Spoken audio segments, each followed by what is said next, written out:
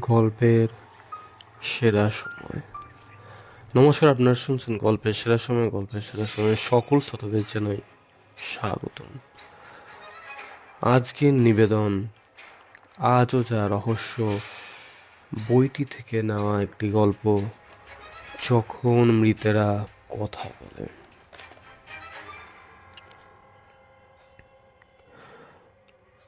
শুরু হচ্ছে আজকের নিবেদন, যখন মৃতেরা কথা বলে।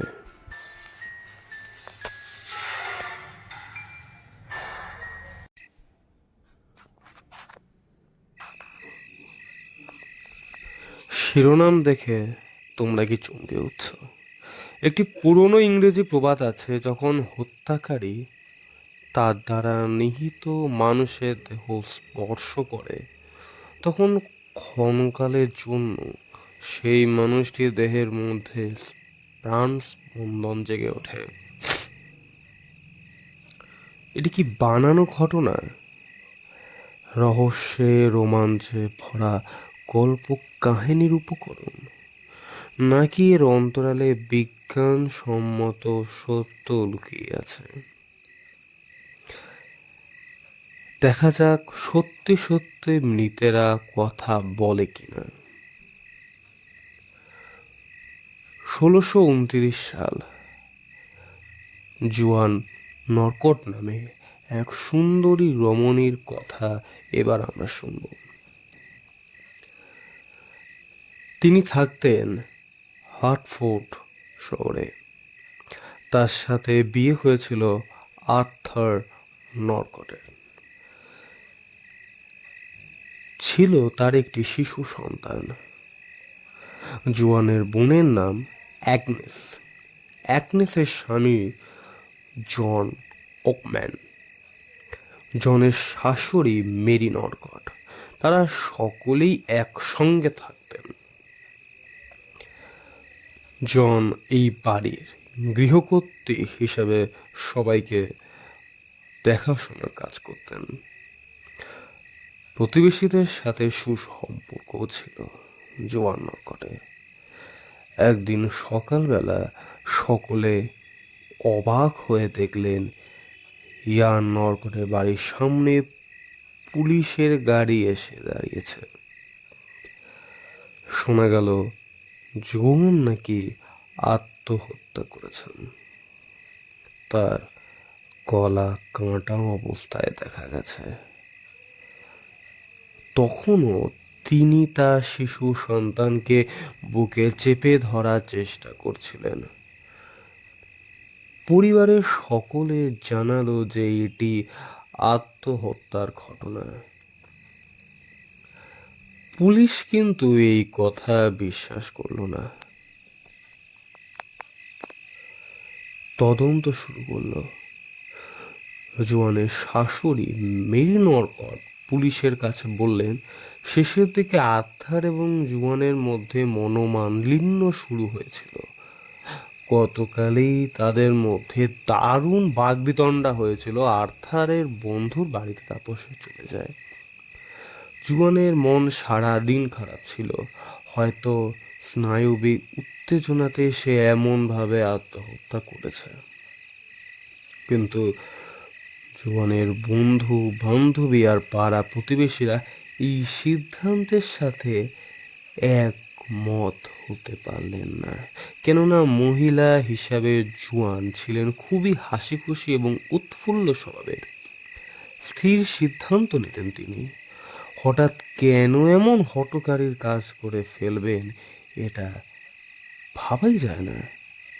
সকলের মনে সন্দেহ হলো এর অন্তরালে হয়তোবা হত্যার ঘটনা লুকিয়ে আছে। সাক্ষ্য প্রমাণ তেমন হাতে না থাকাতে জুরিরা সিদ্ধান্ত নিলেন যে জুয়ানের মৃতদেহ কবরস্থিত করা হবে। ইতিমধ্যে 30 দিন কেটে গেছে। জুয়ানের কবর খোঁড়া হলো এবং জুয়ানের দেহটি আবার সকলের সামনে নিয়ে আসা হলো। এবার একজন প্রত্যক্ষদর্শীর বর্ণনা আমরা তুলে ধরলাম। জুয়ান নরকটের মৃতদেহ নিয়ে আসা হলো জুরিদের সামনে। সেখানে ছিলেন স্থানীয় গির্জার পাদ্রী এবং গ্রামের বেশ কিছু গণ্যমান্য মানুষ, আর দাঁড়িয়েছিলেন আর্থার, অ্যাগনেস, মেরি ও জন। জুরিরা আদেশ দিলেন তাদেরকে সকলকে একে জুয়ানের মৃতদেহকে স্পর্শ করতে হবে। সকলে তাই করলেন। দেখা গেল জুয়ানের দেহের রং পরিবর্তিত হচ্ছে, এমনকি জুয়ানের মুখমণ্ডলের মধ্যে স্বাভাবিক অবস্থাও ফিরে আসছে। শুধু তাই নয়, তার কপালে বিন্দু বিন্দু ঘাম জমছে। মনে হচ্ছে জুয়ান যেন আবার জীবন্ত অবস্থাতে ফিরে আসছেন। কিছুক্ষণ বাদে এই মৃতদেহটি চোখ খুলল। এক মুহূর্ত পরে আবার চোখ বন্ধ করে দিল। জুয়ানের মৃতদেহ এমন কাণ্ড করলো 3 বার। শুধু তাই নয়, বা হাতের অনামিকা থেকে হীরের আংটি খুলে ফেলার চেষ্টা করলো সে। তারপর আবার সেটিকে ধারণ করলো। আঙুল কেটে রক্তের কোনা ফোঁটা ফোঁটা হয়ে পড়ল মাটিতে। তারপর জুয়ান শান্ত হয়ে গেল, হারিয়ে গেল চিরনিদ্রাতে। এইবার এই ঘটনা চোখের সামনে ঘটতে দেখে জুরিরা তাদের সিদ্ধান্ত পাল্টাতে বাধ্য হলেন। বোঝা গেল জুয়ানের হত্যাকারী কারা। শুরু হলো ব্যাপক অনুসন্ধান। আরও অনেক গোপন সংবাদও জানা গেল। প্রথমে ধরে নেওয়া হলো এই 4 জনের মধ্যেই একজন হলো সম্ভাব্য হত্যাকারী। জুয়ানের গলা কেটে ফেলা হয়েছে। জুয়ান যদি নিজে নিজে তার গলা কাটতেন তাহলে এমনটি হতো না। জুয়ানের বাঁ হাতের ওপরে কারোর রক্তরঞ্জিত আঙ্গুলের ছাপ দেখা গেছে। 4জনকে বন্দি করা হলো। তাদের মুখে এখনো খুনের ছাপ স্পষ্ট হয়ে উঠছে। আর্থার যে বন্ধুর বাড়ি গিয়েছিলেন বলে বলা হয়েছিল, সেই বন্ধু এসে সাক্ষ্য দিলেন আর্থার সে রাতে তার বাড়ি যায়নি। অবশেষে মেরি নরকট, অ্যাগনেস এবং আর্থার নরকটের সম্ভাব্য খুনি হিসেবে চিহ্নিত করা হলো। জনকে মুক্তি দেওয়া হলো। হিংসার জন্য এই খুন করা হয়েছে, এটা স্পষ্টভাবে প্রতীয়মান হলো। আর্থার নরকটের সাথে তার স্ত্রীর মনোমালিন্য হয়েছিল, আর মেরিও ও অ্যাগনেসের জুয়ানের সৌন্দর্য, হাসি খুশি স্বভাবকে সহ্য করতে পারতেন না। এই আশ্চর্য ঘটনার কোনো গ্রহণযোগ্য সমাধান আমাদের হাতের কাছে নেই।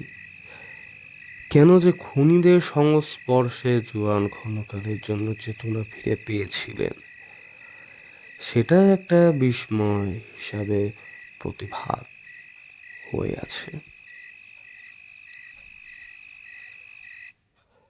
এতক্ষণ শুনছিলেন আজও যা রহস্য বইটি থেকে নেওয়া, যখন মৃতেরা কথা বলে। গল্পটি যদি ভালো লেগে থাকে তাহলে প্লিজ লাইক করুন, শেয়ার করুন এবং চ্যানেলটি সাবস্ক্রাইব করুন। নমস্কার, গল্প পাঠে আমি অভিষেক।